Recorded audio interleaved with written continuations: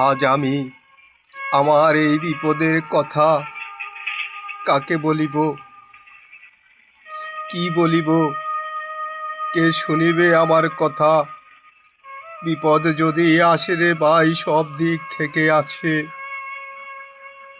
শুধু ভাবিতেছি, তাহারা কি আমাদেরকে মারিয়া ফেলিবে, নাকি বাছাইয়া রাখিবে?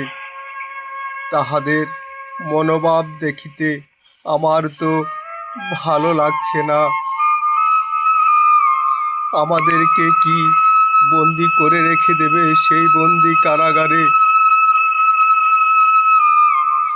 নাকি আজ মেরে ফেলে দেবে জীবনের তরে?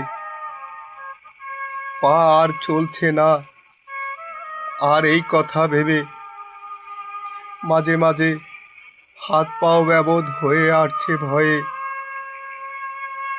থামিতে দেয়নি কোথাও, টানিতে টানিতে নিয়ে যাচ্ছিল।